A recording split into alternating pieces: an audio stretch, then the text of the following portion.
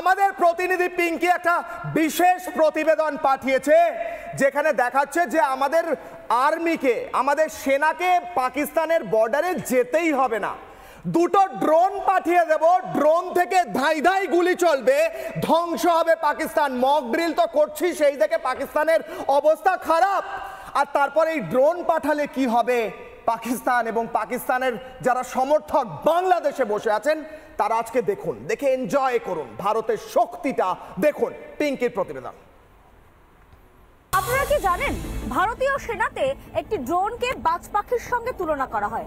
সেই বাজ পাখি, যে বাজ পাখি শত্রু দেশ আমাদের দেশের দিকে চোখ তুলে তাকালে, চোখ রাঙালে চোখ উপরে পর্যন্ত নিতে পারে, সেই বাজ পাখির নাম মাল্টিপারপাস অক্টাকপ্টার। ভারতীয় সেনার মেশিন ম্যান নায়েব সুবেদার বরিন্দর সিং, যার হাত ধরে এই পুরো প্রজেক্টটা তৈরি হয়েছে, অর্থাৎ আত্মনির্ভর সেনার নিজের ড্রোন, সেই वरिंदर सिंह हमारे संगे रहे, আমরা কথা বলছিলাম। उड़ता कैसा है ये, कैसा काम करते हैं, दिखा सकते हैं आप? क्या दिखाइए कैसा होता है ये पूरा।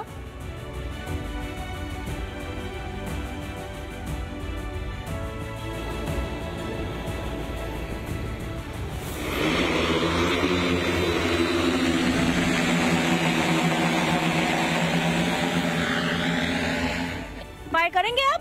फायर करेंगे। चलिए देखते हैं कैसे फायर होता है। संजय थोड़ा दिखाओ। এই যে ড্রোনটি রয়েছে, সেই ড্রোনটি শুধু যে শুট করছে তা নয়, গ্রেনেড লঞ্চ করতেও একই সঙ্গে সক্ষম। কি রকম দেখাবো স্যার, थोड़ा दिखाइए ये ग्रेनेड कैसे लॉन्च करता है।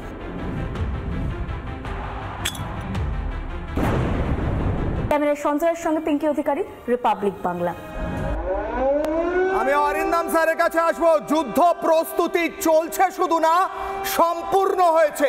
ভারত রণচণ্ডী মূর্তি ধারণ করেছে। এই একটা ড্রোন পাঠিয়ে দিলে ধ্বংস হয়ে যাবে, গুলি চলবে, বোম পড়বে, এই ড্রোনেই কাজ কমপ্লিট। কিন্তু সে কথা ছাড়লাম। স্যার, আপনি প্রাক্তন পুলিশ কর্তা, আমি প্রত্যেকের কাছে যাওয়ার আগে প্রশ্ন করব, মক ড্রিল শুরু হবে কালকে স্যার, আমাদের কি করণীয়?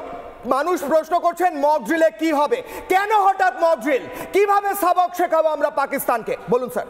দেখুন, ইন্ডিয়া গভর্নমেন্ট আমাদের সাধারণ মানুষের জন্য কত চিন্তা করে। আমার মনে পড়ে যে 1971, তখন তো আমরা স্কুলে পড়ি, মানে কলেজে ঢুকবো, সেই সময় মক ড্রিল আমরা দেখেছিলাম যে সেই সময় হঠাৎ অন্ধকার হয়ে যাচ্ছে, কোথায় আমরা ঢুকবো, কোন ক্লাবে ঢুকবো, কিভাবে আমরা লুকাবো, কিভাবে আমরা হামাগুড়ি দিয়ে আমরা এগিয়ে যাব, এইগুলো আমাদের এনসিসির থ্রু দিয়ে আমাদেরকে জানানো হয়েছিল। প্লাস বিভিন্ন জায়গায় আমার মনে আছে আজও যে ব্যারাকপুরে বোধহয় একটা বোম পড়েছিল, মনে হয় যে ব্যারাকপুরে বোধহয় আমার স্মৃতি আজও মনে আছে যে কিভাবে ফ্লাইট ঠুকছে, কিভাবে ছুটে যাচ্ছে, মানুষ দেখছে। এবং কিশোরের তোমাকে আমরা বলি, ইন দ্য ইয়ার 1971 আজও আমার মনে পড়ে, রাম চ্যাটার্জি বলে একজন মন্ত্রী ছিল, উনি তখন মুভমেন্ট করেছিল পেট্রাপোল বর্ডার দিয়ে আমরা যুদ্ধে যাব, এবং আমরা কলেজের বহু স্টুডেন্ট তখন আমরা যুদ্ধে যাব, মুক্তিযুদ্ধে যাব বলে আমরা এগিয়ে চলেছিলাম। যেহেতু আমরা ছোট ছিলাম, বয়সে আমাদেরকে তাড়িয়ে দেওয়া হয়। আজকেও কিন্তু আমি দেখতে পাচ্ছি ভারতবাসীরা উদ্বুদ্ধ হয়েছে। আমি থ্যাঙ্ক জানাই ইন্ডিয়া গভর্নমেন্টকে, থ্যাঙ্ক জানাই।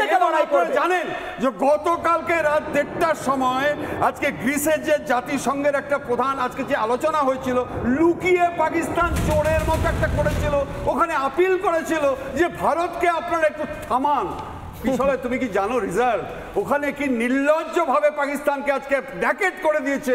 আজকে জাতিসংঘের প্রধান যিনি ওখানে ছিলেন, আপনি বলুন, ওখানে দেখুন ডিক্লেয়ার করেছে এটা রিলিজিয়ান অ্যাটাক। আপনি স্বীকার করতে পারেন যে এটা রিলিজিয়ান অ্যাটাক নয়, চুপ করে বসে আছে। আবার দুটো প্রশ্ন করেছে কি, লস্করি তৈবার এগেইনস্টে আপনারা এখন পর্যন্ত কি অ্যাকশন নিয়েছে? No answer.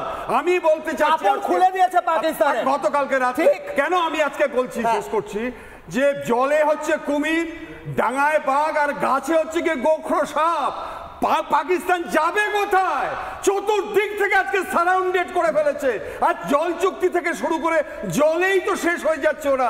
পাকিস্তানের জনগণ আজকে বিক্ষোভ শুরু করে দিয়েছে যে তোমরা কেন ইন্ডিয়ার সাথে লড়াই করতে গেলে, আমাদের জল দাও। অতএব এই ক্ষেত্রে আমার মনে হচ্ছে যে ইন্ডিয়া গভর্নমেন্ট যেভাবে আজকে প্রসিড করছে, এবং চিফ সেক্রেটারি অফ এভরি স্টেটকে যে ইনফরমেশনটা দিয়েছে যে মক ড্রিলটা হচ্ছে কি মহড়া দেওয়া, যে কিছু আগে হলে আমরা কিভাবে বাঁচবো, আমাদের প্রতিবাসী কি করে বাঁচবে, আমাদের তাদের পাশে কি করে দাঁড়াতে হবে, কি করে যেন প্যানিক সৃষ্টি না হয়।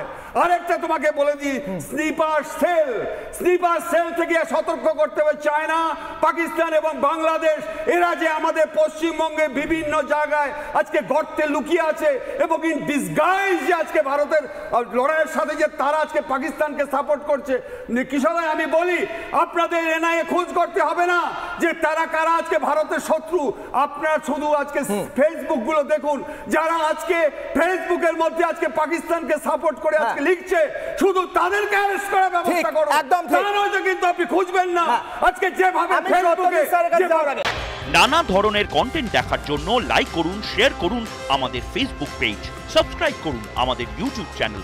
পাশাপাশি অন্যান্য ব্রেকিং নিউজের জন্য অবশ্যই চোখ রাখুন রিপাবলিক বাংলায়।